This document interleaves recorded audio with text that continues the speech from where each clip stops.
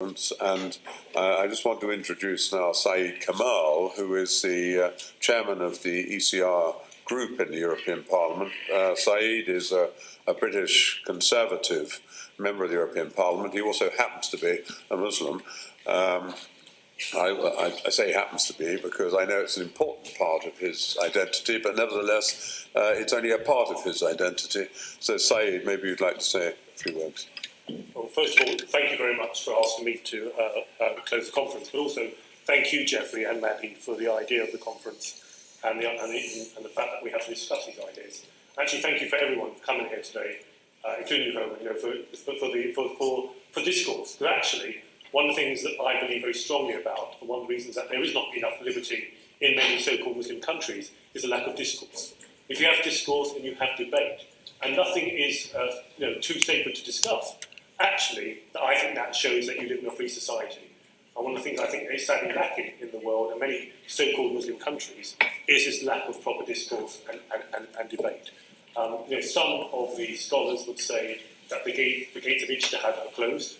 There are people like us here who don't want those gates because are either reopening them or saying they were never closed.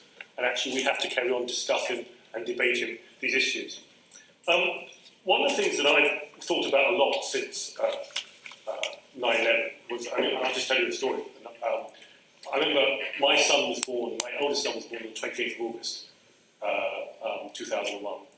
And I was at home, the first 2 weeks, my newborn son, and a friend of mine said, switch on the TV.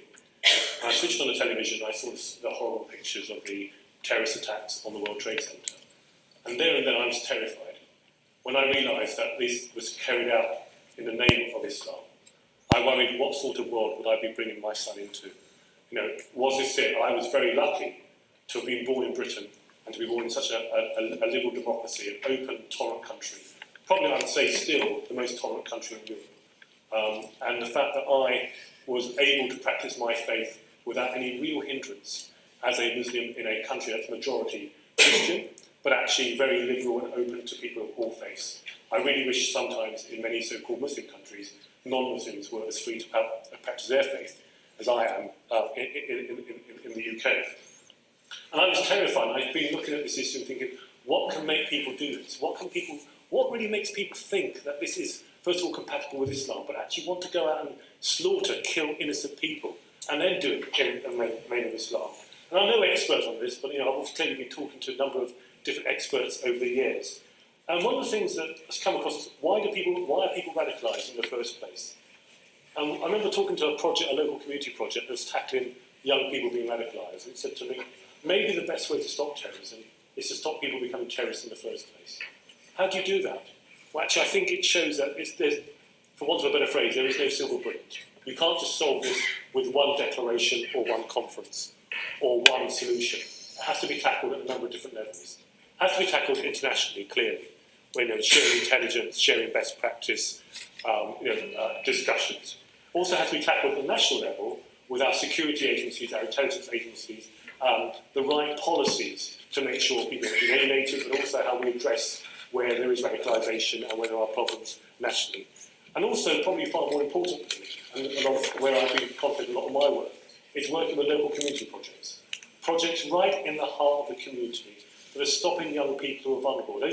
And it's not teenagers, it's the 11 to 12 prepubescent child who is going through their own, as their body develops, their mind is changing and they are vulnerable.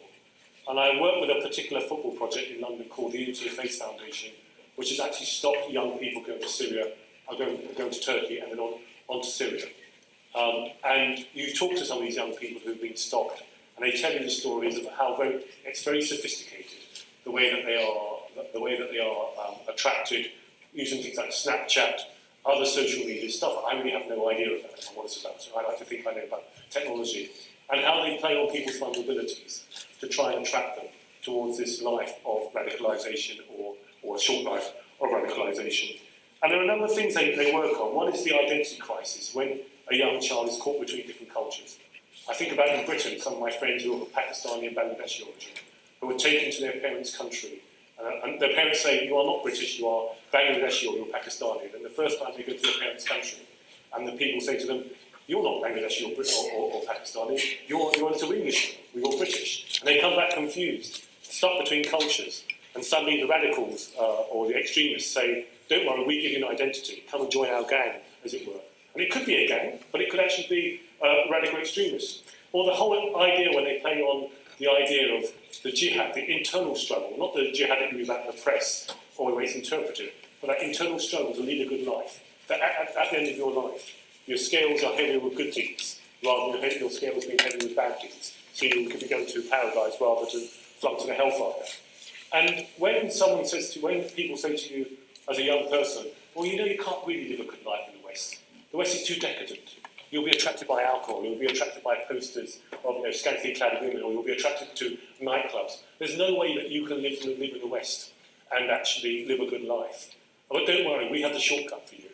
And they show them pictures and photographs of young Muslims being slaughtered across the world. Quite often, they don't tell them by other Muslims, but they'll blame the West and they'll blame others. And they'll say, we have a solution for you. You know, come and take our path, and you will, sadly, sometimes it's simple as blow yourself up. They don't put it that way, and then it's a doorway to paradise. Or what about people who have their own problems and probably are violent people? They go to prison, and they're radicalised in prisons, and they swap one cause for another. So they go in angry about one thing, but they come out angry about Islam, or so-called Islam, and therefore they were violent before. So how do we tackle these issues? Well, I think what I liked about this conference today, and many conferences like this, is that you had experts talking about this at all levels, pretending there's not one simple solution. Yes, we have to argue and debate about why some of the texts in the Quran are misinterpreted. Why, for example, when people talk about confuse very early on the difference between apostasy and treason, and when it comes to so-called death penalty, and actually how you ensure that faith is a living faith, and that things that were recited 1400, 1500 years ago, actually you have to look in the context of modern society. I remember being at an event a few years ago, and a young lady came up to me and I went to shake her hand, and she said, oh, I'm not shaking your hand. I said, why not? She said, well, the Prophet Muhammad would not have shaken my hand. I said, well, first of all, how do you know that? And secondly, the Prophet Muhammad didn't have a mobile phone, but you're using a mobile phone. So how do you make sure the faith is a living faith? It's not about artifacts or the physical, actually it's about the spiritual world and inside, and that message. And sometimes in Islam, I think we've lost that idea of spirituality, but we've also lost that whole idea of how the faith has become far more mechanicistic. How do you dress when you go to the mosque? How do you stand when you pray, rather than actually the intention of the faith and what it's about? So we have to tackle these issues at all different levels. Very grateful for the fact that these conferences discussed at the international level, the national level, and at the community level. But one of the things that we cannot, those of us who feel very strongly about this, one way or the other, we cannot allow this to happen, is we must not let those who want to divide us. Whether it be the neocons, who want to just portray Islam as inherently evil, and there's nothing that can be done about it. Whether it's the National Socialists, who say, actually, guys, Islam is the problem, not Muslims. Or whether it's extremists, as you talk about, who actually say, it is inherently incompatible to be a Muslim and to live in the West. We cannot allow these people to divide us. Otherwise, they win, and they are allowed to continue dividing us, and we will never solve this problem. So it's conferences like this that bring people together with different viewpoints, but to look at these issues at a number of different levels. And hopefully, if we continue these discussions, and we ask ourselves some of the hard questions. Muslims have to ask themselves hard questions. And Muslims have to be prepared to ask those questions and not just say, it's nothing to do with me. But yet, you can't blame all Muslims for every act of terrorism. We have to get that balance right. So Geoffrey, Maddie, thank you very much. I want to thank you all for coming on today. And let's hope that this is not just one conference and a one-off, but for many of us, it's the beginning or the continuation of much-needed dialogue. Thank you very much.